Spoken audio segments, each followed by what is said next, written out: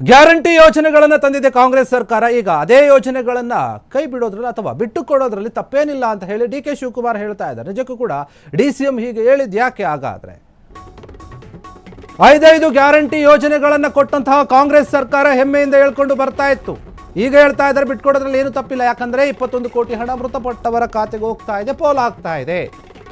ಡಿ.ಸಿ.ಎಂ D K Shivakumar ಹೇಳಿರುವಂಥದ್ದು ಈ ಮಾತನ್ನ guarantee ಯೋಜನೆಗಳ ಬಗ್ಗೆ ಮಾತನಾಡಿದ್ದಾರೆ. ನೋಡಿ, ಸಿರಿವಂತರು ಗ್ಯಾರಂಟಿ ಯೋಜನೆಗಳನ್ನು ಬಿಟ್ಟು ಕೊಡೋದ್ರಲ್ಲಿ ತಪ್ಪೇನಿದೆ ಅಂತ ಪ್ರಶ್ನೆ ಮಾಡ್ತಾ ಇದ್ದಾರೆ. ಸರ್ಕಾರಿ ನೌಕರರು, ದೊಡ್ಡ ದೊಡ್ಡ IT ಕಂಪನಿಗಳಲ್ಲಿ ಕೆಲಸ ಮಾಡ್ತಾ ಇದ್ದಾರಲ್ಲ, ಅವರೆಲ್ಲರೂ ಕೂಡ ಹೇಳ್ತಾ ಇದ್ದಾರೆ. ಈಗ ಬಹಳ ಜನ ನಮಗೆ ಬೇಡ ಅಂತ ಹೇಳ್ತಾ ಇದ್ದಾರೆ ಗ್ಯಾರಂಟಿ ಯೋಜನೆಗಳು, ನಮ್ಮ ಹತ್ರ ದುಡ್ಡಿದೆ, ನಾವು ಚೆನ್ನಾಗಿದ್ದೀವಿ ಅಂತ. ಒಂದಿಷ್ಟು ಸಿರಿವಂತರು ನಮಗೆ ಅವಶ್ಯಕತೆ ಇಲ್ಲ ಅಂತ ಹೇಳ್ತಿದ್ದಾರಂತೆ.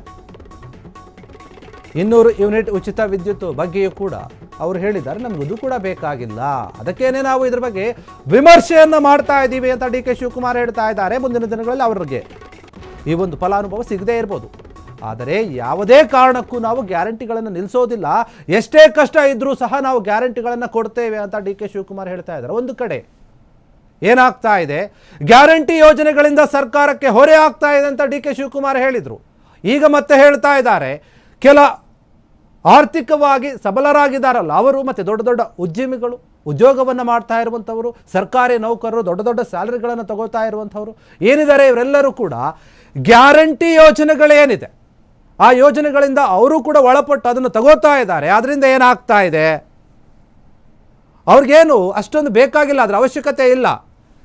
ಯಾಕಂದರೆ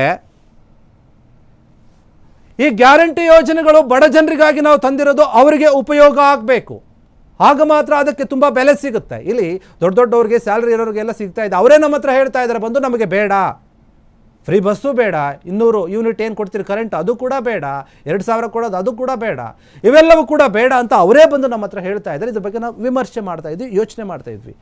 ಹೀಗೆ ಹೇಳ್ತಾ ಇದ್ವಿ ಒಂದು ಮಾತ್ರಕ್ಕೆ ಗ್ಯಾರಂಟಿ ಯೋಜನೆಗಳನ್ನು ನಿಲ್ಲಿಸ್ತೀವಿ ಅಂತ ಯೋಚನೆ ಮಾಡೋಕ್ಕೆ ಹೋಗಬೇಡಿ. ನಾವು ಯಾವುದೇ ಕಾರಣಕ್ಕೂ ಕೂಡ ಗ್ಯಾರಂಟಿ ಯೋಜನೆಗಳನ್ನು ನಿಲ್ಲಿಸೋದಿಲ್ಲ, ನಮ್ಮ ಸರ್ಕಾರ ಇರೋವರೆಗೂ ಕೂಡ ಕೊಡ್ತೀವಿ ಅಂತ ಹೇಳ್ತಾ ಇದ್ದಾರೆ. ನಮಗೆ ಎಷ್ಟೇ ಕಷ್ಟ ಆದರೂ ಸರಿ, ಹೊರೆ ಆದರೂ ಸರಿ, ನಾವು ಈ ಯೋಜನೆಗಳನ್ನು ನಿಲ್ಲಿಸೋದೇ ಇಲ್ಲ, ಮುಂದುವರಿಸ್ತೀವಿ ನಮ್ಮ ಅವಧಿ ಇರೋವರೆಗೂ ಕೂಡ.